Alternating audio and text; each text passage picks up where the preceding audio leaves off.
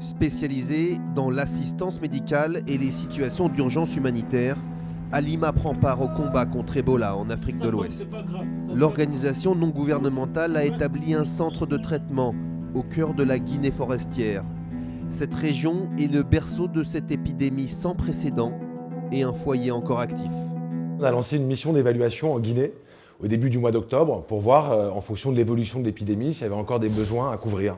Et là, on s'est rendu compte que, y compris en Guinée forestière et notamment à Nzérékoré, donc Nzérékoré, c'est la deuxième ville du pays, c'est la capitale de la Guinée forestière, l'épidémie était en train d'augmenter assez fortement, alors qu'il n'y avait pas d'acteurs humanitaires présents médicaux pour prendre en charge, soigner les patients victimes d'Ebola. Donc on a décidé, après cette évaluation, de mettre en place un centre de traitement Ebola de 40 lits, ce qui représente un projet assez important pour une organisation comme la nôtre, parce que pour 40 lits, il faut à peu près 25 personnels internationaux et 250 personnels nationaux. Ce sont des budgets très importants qu'on a pu rendre possible grâce au soutien notamment du bureau humanitaire de la Commission européenne, ECHO. Et donc on a, au cours du mois de novembre, préparé cette intervention et on a ouvert le centre le 2 décembre. À l'image du sida dans les années 80, Ebola est une maladie honteuse, suscitant une forte exclusion sociale. La réticence des populations à se rendre dans les centres de traitement est l'une des principales difficultés auxquelles sont confrontées les équipes. Et l'absence de médicaments spécifiques capables d'enrayer la maladie ne fait que redoubler cette méfiance naturelle.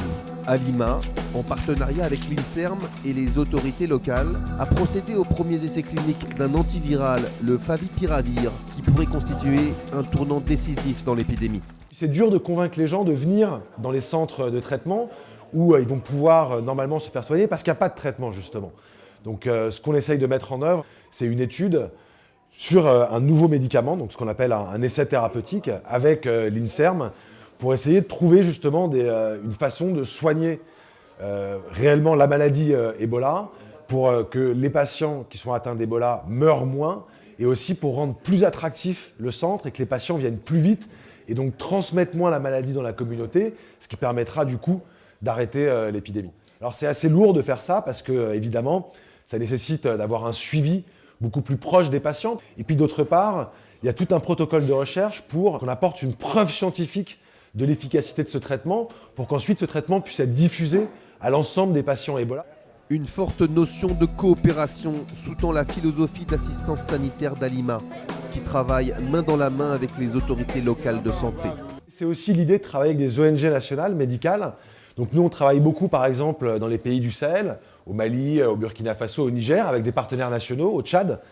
Et donc ce qu'on essaye de faire, c'est que dans les équipes ici d'Halima, il y a systématiquement des médecins, des infirmiers de ces ONG nationales maliennes, nigériennes, tchadiennes, qui viennent travailler dans le CTE pour apprendre à traiter Ebola, pour si demain, dans un scénario qu'on ne souhaite pas, mais l'épidémie d'Ebola venait à s'étendre dans ces pays-là, du coup, il y aurait du personnel national formé, parce qu'il serait passé par les CTE en Guinée.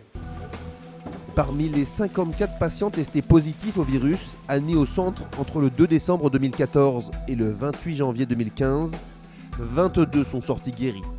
Pour parvenir à ces résultats sur le front de l'épidémie, des ressources humaines et matérielles considérables ont été mobilisées.